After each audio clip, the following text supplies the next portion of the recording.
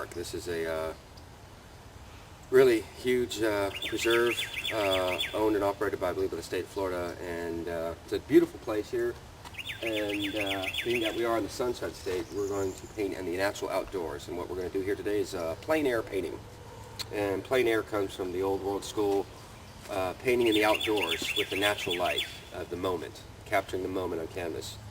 And I usually like to give myself a limited amount of time to paint the images that I select in the outdoors. And plein air painting is really, you're doing it fresh on the spot. It's a lot of fun. And as one artist once told me, once I started doing outdoor painting, I'll never go in the studio again. Well, oftentimes I find myself more outdoors painting. Even when I'm at my studio, I'll bring everything outside because the light is just beautiful. But we chose this place because of the natural beauty, and that's my subject matter. And I'm going to try and capture the area right down there. These are a couple of paintings I've done. This is on the Osceola River, which is in North Florida. And it's a very dark area, but the sunlight was coming through just right and capturing some of the moss. And that's what I did about a month ago. In November, I was at the Little Alapaha River, the little river in Hamilton County. And this is just a little image of my friend's property on the Little Alapaha. I was sitting on a rock bluff, painting the bend of the river. I always like the bends of a river because it has this much more mystery of what's around the bend. So capture that little painting there. Real thick paint, didn't go into a lot of detail, just enough to capture the essence of the place. So our painting that we're going to do today, I started the sky in the background so as we can get right to the details of or the information that's within our scenery here. So I'm going to start with, when I started painting, I do the farthest object in the painting first, which is the sky. And then I'm moving forward. So we're going to capture that bend going around there and the darkness of the river and then the foliage and the light coming through. So I'm ready to start painting. I'll put out my whites first and go down the scale of darkness. You know, my yellows into the browns and the golds and the reds, turning to the darker browns. I usually use like white, titanium white, cadmium yellow light, yellow ochre, burnt sienna, raw sienna, red oxide, raw umber, burnt umber, purple, dioxanine purple, and ultramarine blue. Those are the colors I use, and we never use black because black muds the colors. One of the beauties of being outside is seeing the natural beauty, but this artist is starting to go blind, so he does have to wear some spectacles. So we'll get on it and bring my goodies here. I did forget to put my green out, so we'll put out some green. Green will be our primary palette color here. Let me grab my brushes.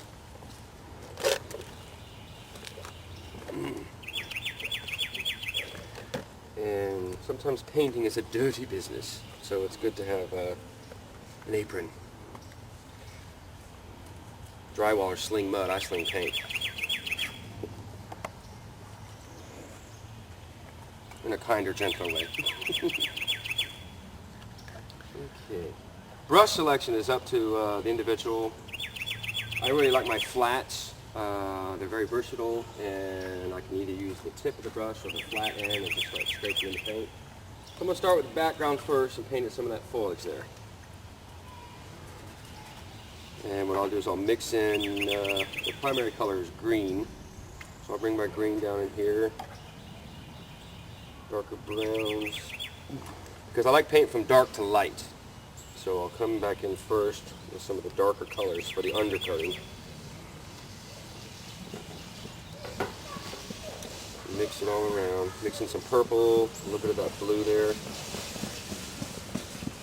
There's so much blue that, because blue is just the color of the sky, and it's just a matter of all things are illusions, but blue is reflecting a lot of the sky effect, so I put a lot of blue in there so as to get in what they call atmospheric perspective. So,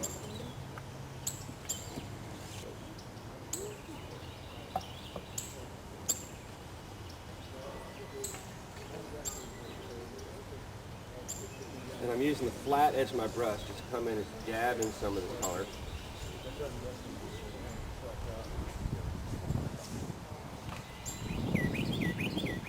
try and capture this tree. And when I'm at the very completion of the painting, I'll come in and paint that tree, and then I'll give it a lot of foreground scale.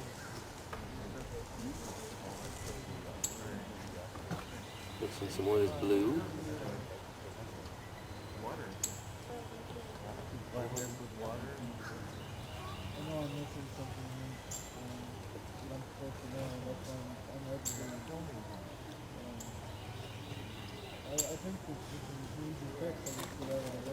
And we're not going to put a lot of detail in this. We're just going to capture the essence of the place. So it's not about being perfect. You just want to blotch in these colors like this, just for your background. That gives it. Then I'll come back and do some land. The curvature of the bank of the river there is always a lot of fun to do. I'll use more brown. I like a lot of brown in there. Mix in some of the raw sienna and a little bit of burnt sienna. A little bit of purple.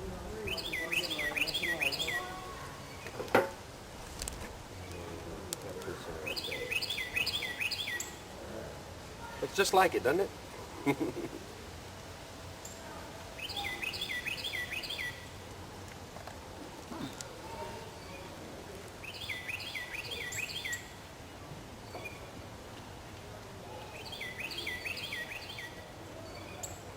A little bit darker, bring in some blue and that purple.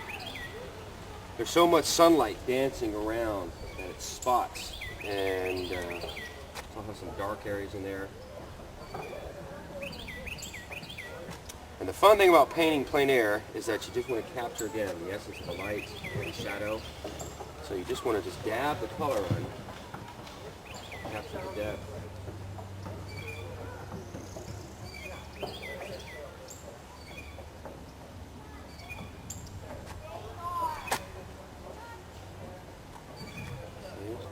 That essence. Now I'll come back and do the river. Oftentimes people want to paint the water like blue because they think the water is blue, but blue is just, the blue in the water is just a reflection of the sky. Actually, this river is very dark and tannic. It's a result of leaves having dissolved in the water for years. So we're going to paint the darkness of the river first, and then we'll come back into the reflection of the blue sky and the light greens. So when I paint the essence of the river, I'm going to switch brush, and I'm going to paint it real dark first. And with that, I like to mix in some purple, a little bit of the red oxide, because the leaves are what give the river its color, and the tannic of leaves dissolves and causes the river to turn into a tea color. So I'll mix in some of these darker browns, raw umber, burnt umber, and that's the primary red, and I'll bring in some blue down here for darkening, and the purple.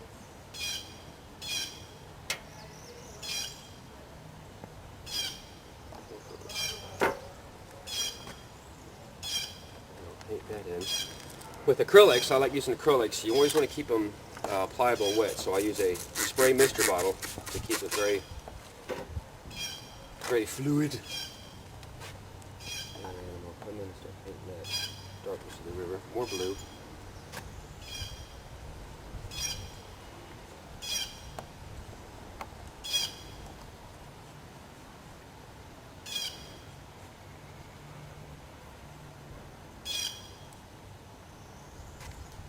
Purple and blue.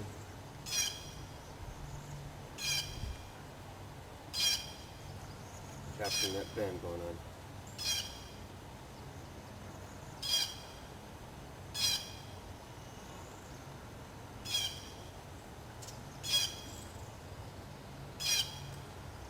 We're going to capture a little bit of that bank and those trees coming right there, so I want to keep that area a little dark. And I can bring some of this color. More purple and blue.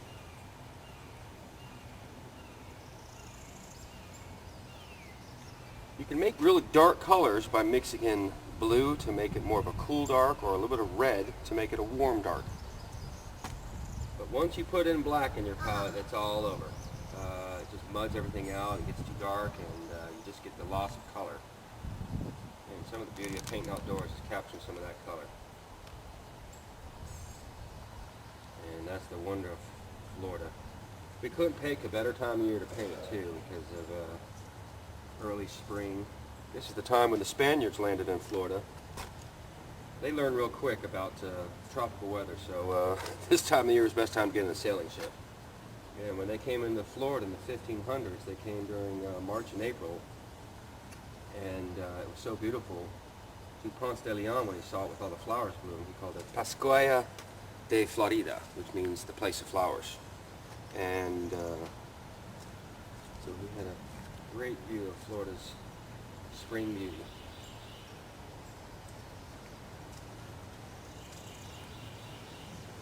And I think probably the aromatic smell of the flowers was attractive to a bunch of people who've been on boats for 3 months with cows, pigs. I think the Indians smelled them long before they ever came to shore.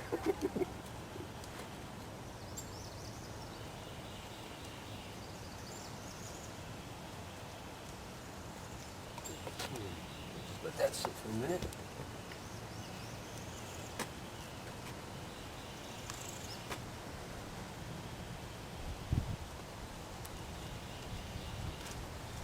Okay, let's take a break from it, let this part of this dry, and then we'll come right back to it. I'm going to start coming in with some of the lighter green highlights, and the more I come forward, the lighter green it gets to capture perspective and depth.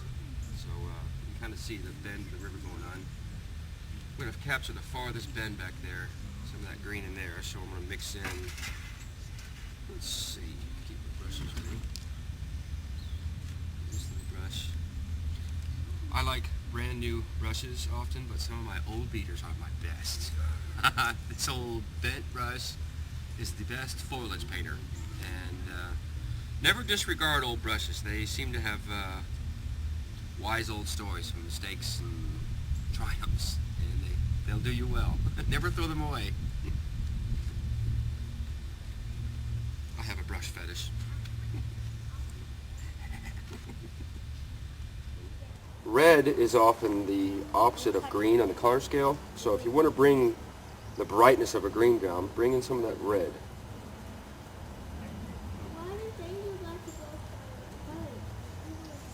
I'll bring some red in.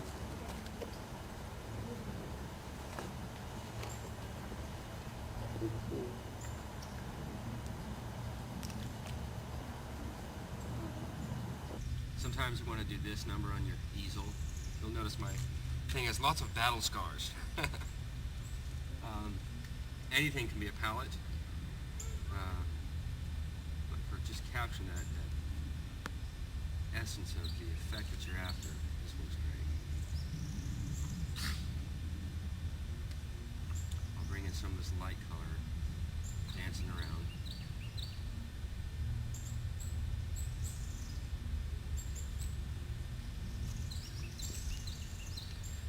Lighten it a little bit more with a little more yellow. Light yellow is very transparent, so you really need to keep it thick. Hey,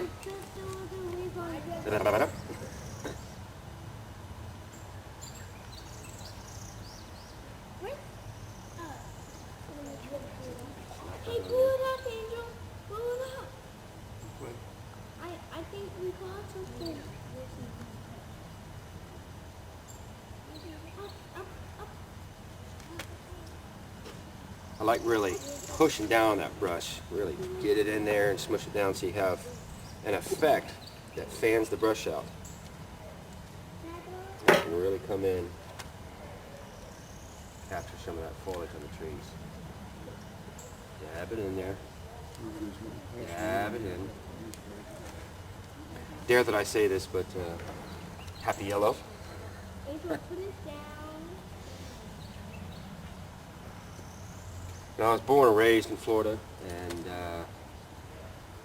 you know, I grew up playing on rivers and creeks, and digging and stuff. So I mean, the natural environment just comes natural to me. It's something I love. And people from all over come to Florida and fall in love with it for the same reasons that people have fallen in love with Florida for tens of thousands of years. So much to offer to the natural environment.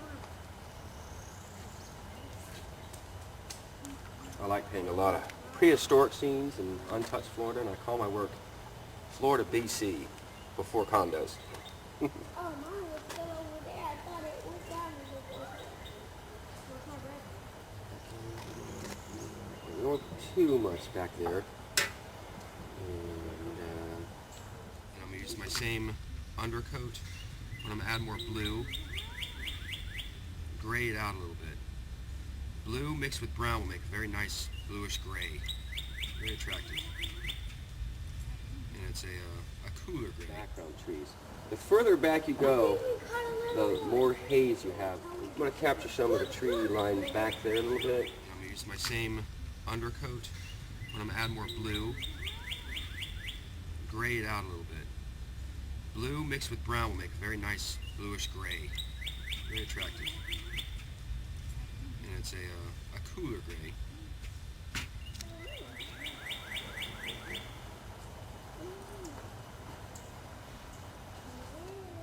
You gotta sit down.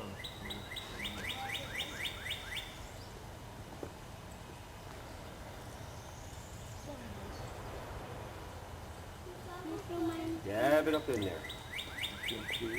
So much of the Florida foliage is just a lot of jungle. And you want to capture that feel of jungle by just keep moving around. Just one time.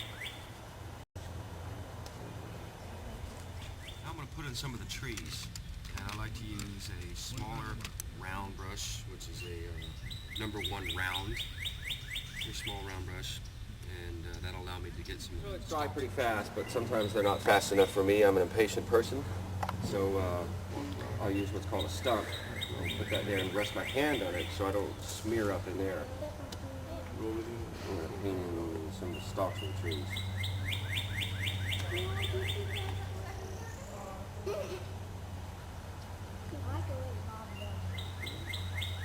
Being that there's so much background information, I'm just going to maybe randomly put in a few of these trees.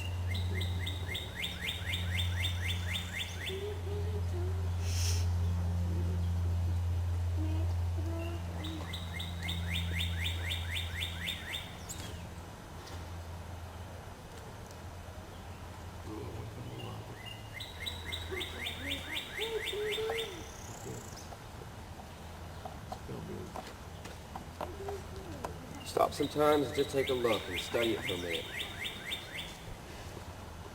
I'm trying to capture the essence of the place. And being that we're on a time slot here, we don't want to spend too much time in every branch, every tree. One of the things about painting trees, you will get a sense of the growth pattern. Trees will reach for the sky.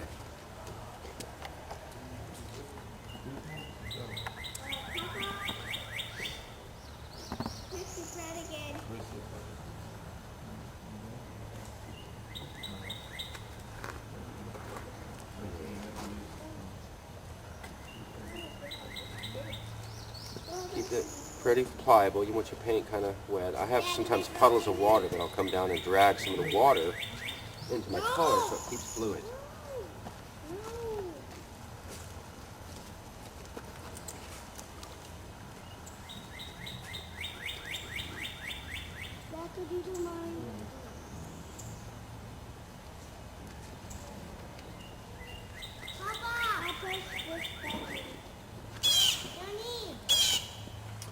Because of this tree here is blocking out the background, I'm convinced that there's probably a lot of moss. I can see it from here, so I'm going to go ahead and start dropping in some of the moss. And just take the brush and drag it down. It tapers, moss usually tapers down to a point. So as I put my paint and my brush onto it, I press a little bit and release it. Bring it up, release it.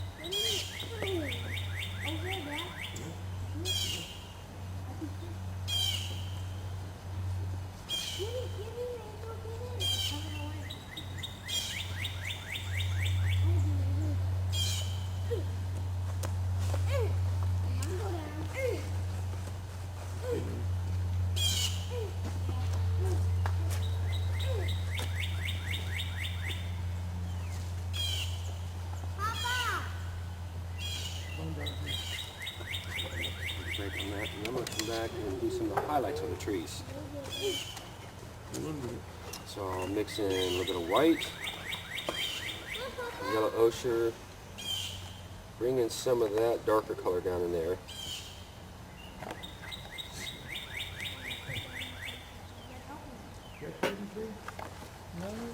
And you can see light coming in on the edge of the trees.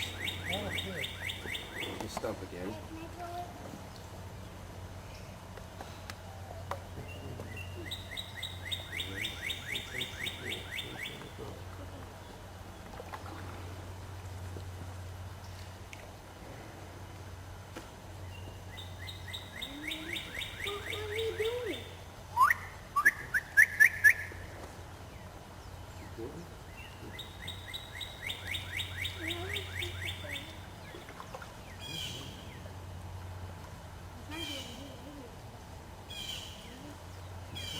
Color them together a little bit.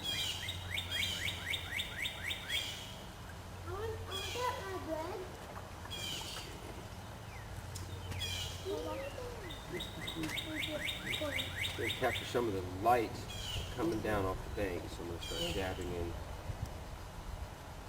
with the side of my brush. There's some nibbling on it. Too fast. Too fast. Becomes easier. So hold on. Yeah, hold it up out of the water. I like to use some pure color, so come right back in, grab some of this yellow, ochre and cadmium, bright pure yellow. Dab that in there.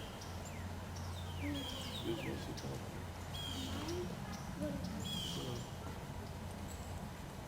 No, yeah, I said the way. I'm going to use some of the dark again. Blue, purple, and brown. Nice and dark. And maybe capture some of that root formation going on. And we're done! Which button? And there's another bridge on the other side. Right.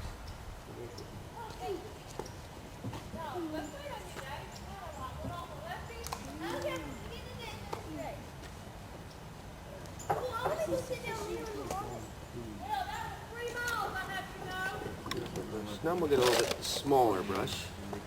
Super detailed. This is a double odd. Very fine little brush. And I want to make some of my highlights even lighter. So I'm going to add more white into this yellow mixture here. A little more white.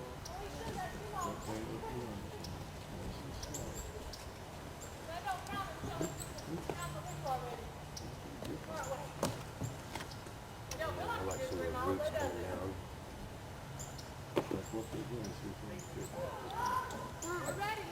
Don't want to overdo it, just put enough in there because we're going to have more information over here.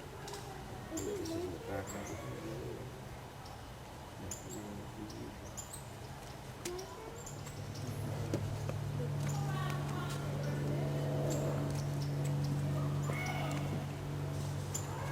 This one? You gonna fish? Light is coming from that way, so we're not going to overdo it. Just enough.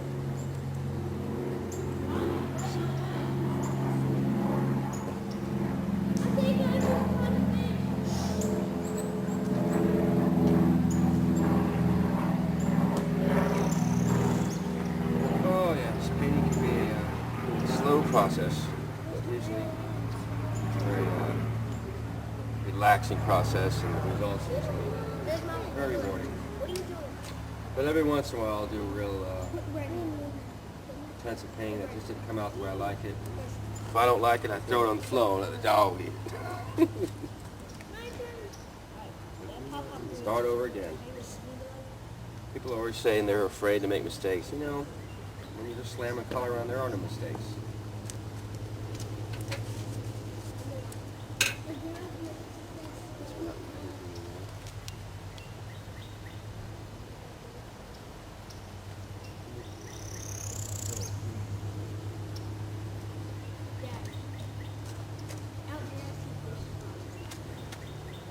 Often the light is more at the tops of the trees.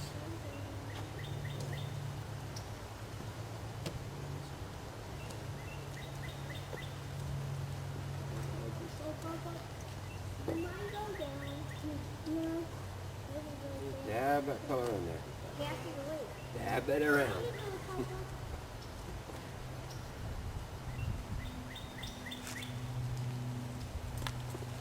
It's somewhere there. Look at this one. Yep, mine went down. Use some of the darker first. Mix in some of the darker green that I have still pliable here. Keep it wet. You want to keep it wet, especially when you're outdoors. It dries real fast.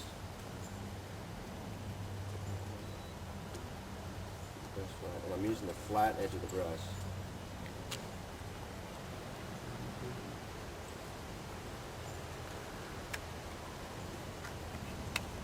Oh, look. Yeah, mine's going down. Look.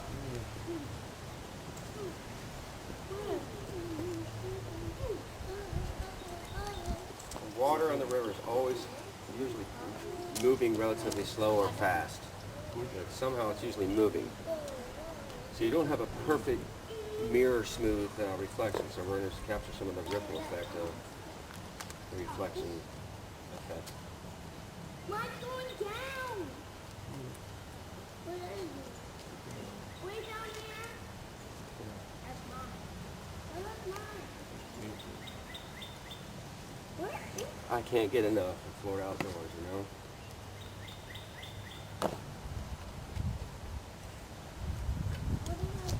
If I'm not painting, I'm in the garden. If I'm not in the garden, I'm on a canoe, or walking a trail, or riding a bike somewhere, or just sitting back and enjoying the beauty.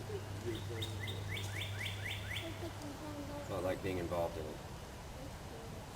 You know, and to really know your subject, it wouldn't hurt to really get out there, even in your yard, and really start looking at the way trees grow and the way the branches go everywhere, the way moss hangs. Just sit and look at it sometime, and it really has a poetic beauty to it. It's almost like a song in itself, the way it all grows together. Many a good song by folk artists has been written about Florida's beauty.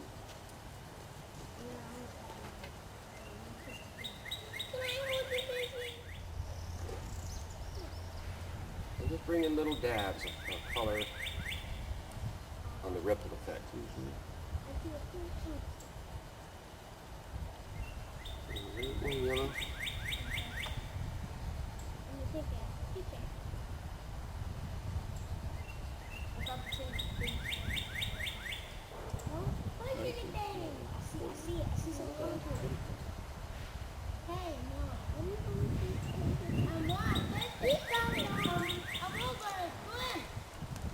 What's for dinner? Hopefully some fish. Good. If you see a shark, swallow it. I want mine deep fried with some cornmeal. Biscuit.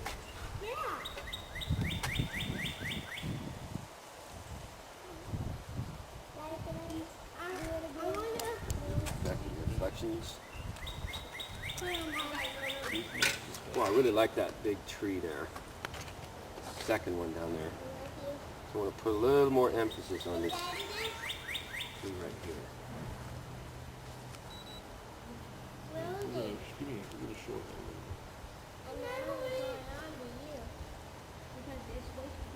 Some more little details.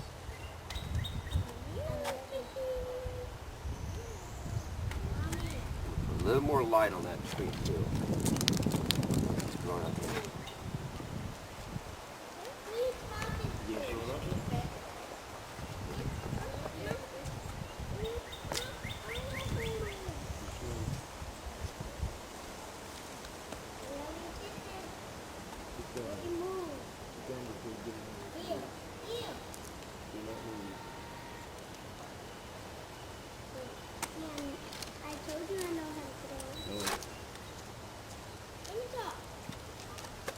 No.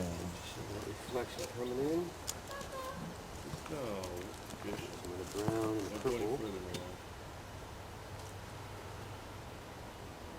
Mommy! She's like a little around there. Just sit there a little bit. Gordon? Yeah, Gordon.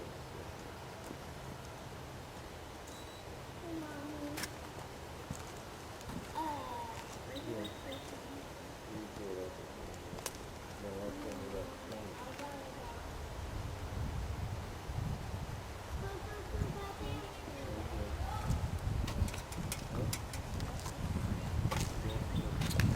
fine brush too, I can now start coming in and really putting in some of the little lighted highlights of the leaves.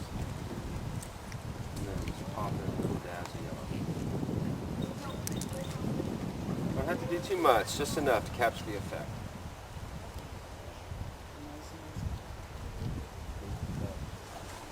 I like the way it hangs down over the water in some areas. Gator. Gator. Big one. Nose, nose! I think he's scared. That's worse than scared. Yeah. How far around? Speaking of gators, you know what a Yankee call is for a gator? Gator? Hi, y'all. Hey.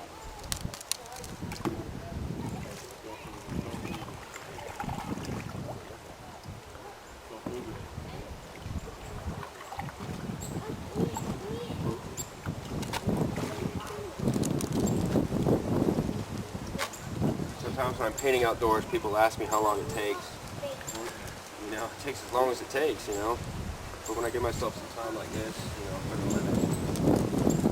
But to get the skills, you just got to put a lot of passion into it. But for the most part, when I do a real big, detailed one, they ask how long it takes. I said a lifetime.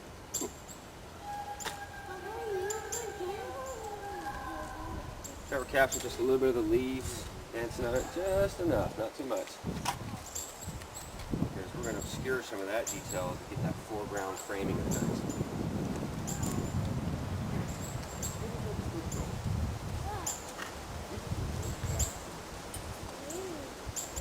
We'll bring in some of that colors I just did up there, and then some of these ripples. Keep it light.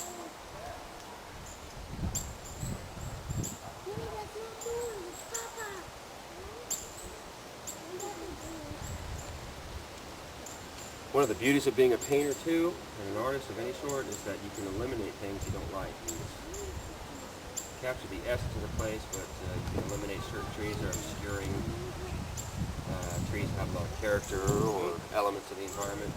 Some of the sky reflection in the water. Again, the sky being a very natural light blue. Mix in a little bit of that sky blue effect. Brush flat, just flat on the edge.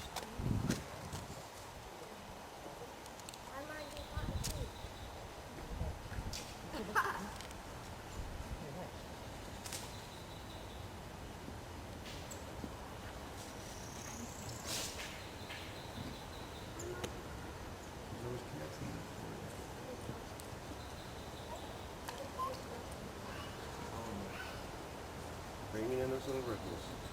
Just enough to capture the essence.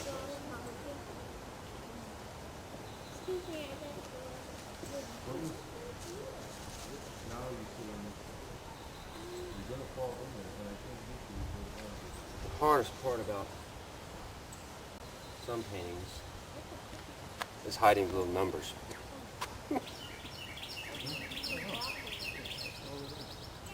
Oh, puppy dog! Papa, puppy! Dad.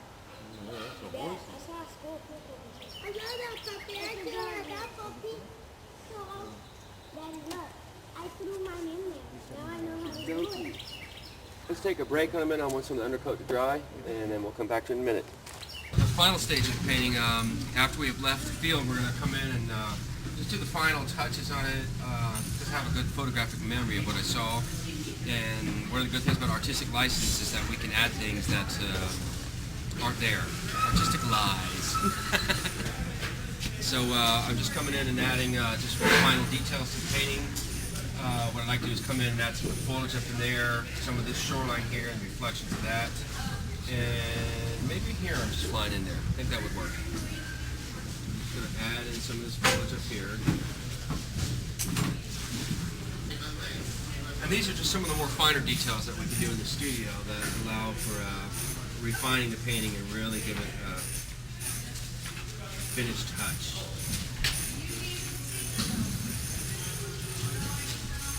And just adding in some of this foliage.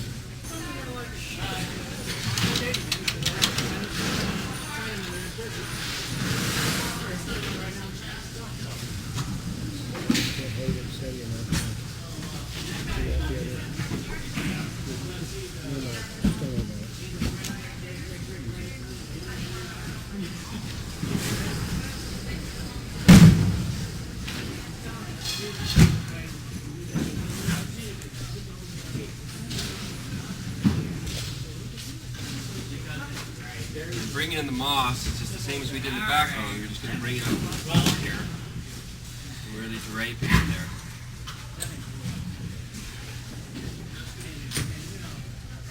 Don't be afraid about letting some of the green come into it. Still gives it the effect of the draping effect.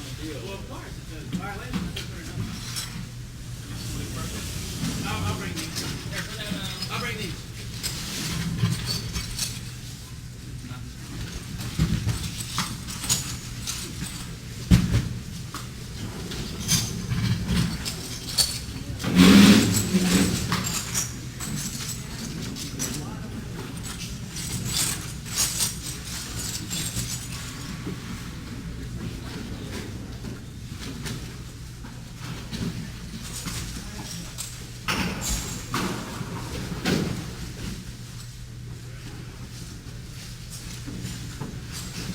This is just the basic undercoat. Once I get that in there,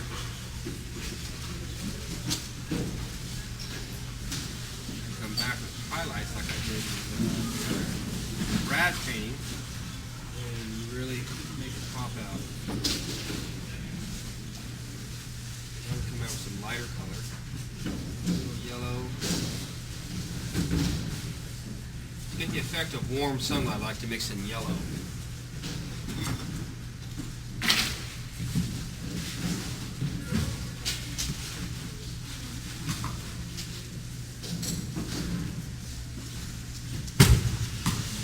Drag that color down in.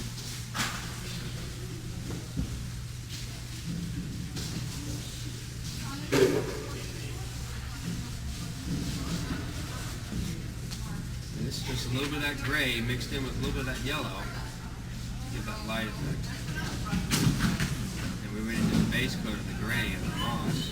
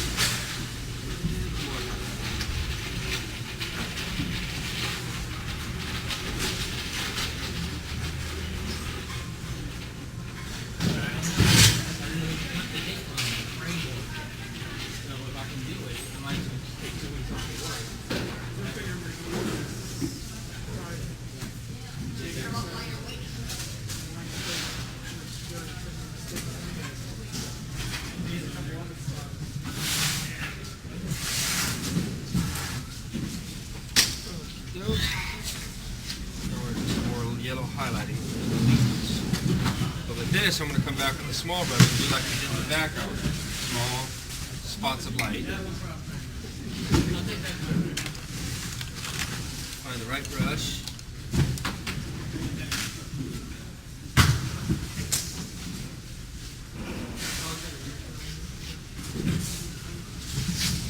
Just come in and spot layers.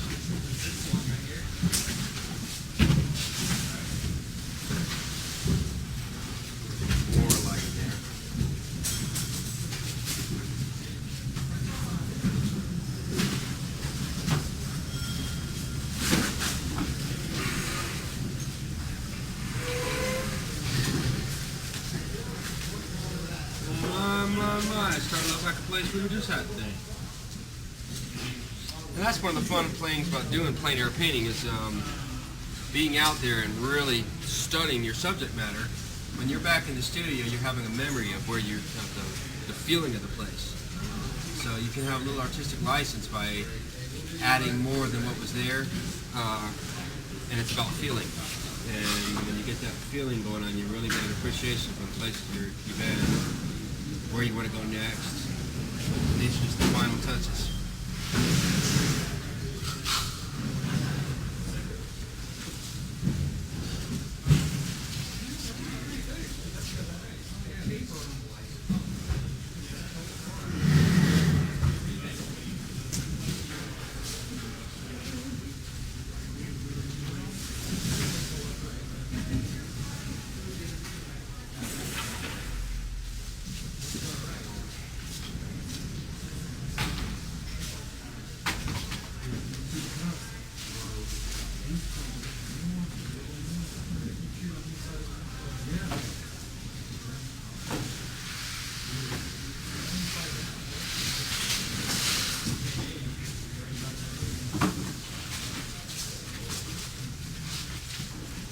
back, take a look at what you got for work.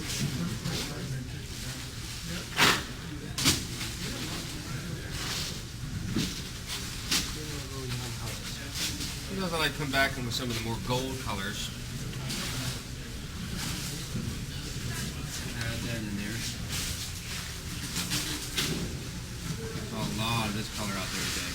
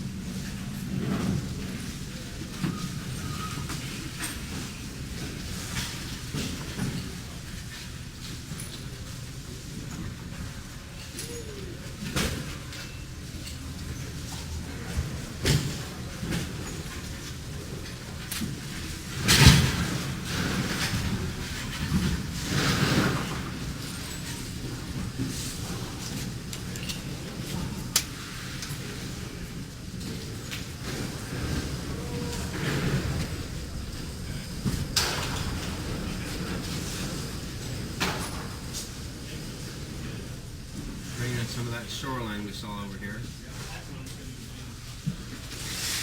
Mixing some of that darker color.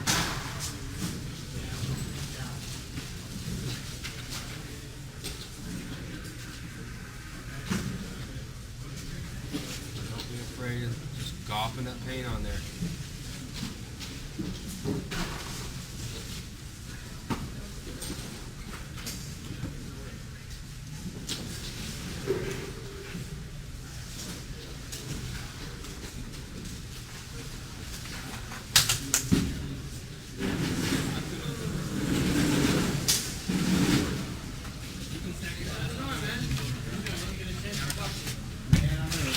Bringing some lighter green up in there.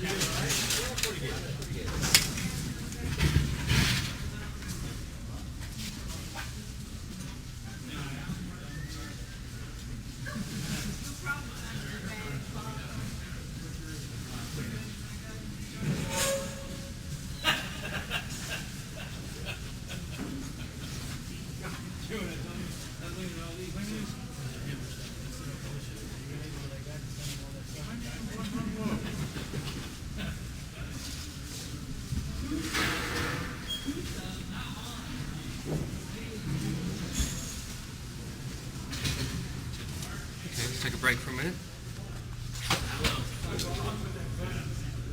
Yes, that would be fun. And these are the little touches that really bring out the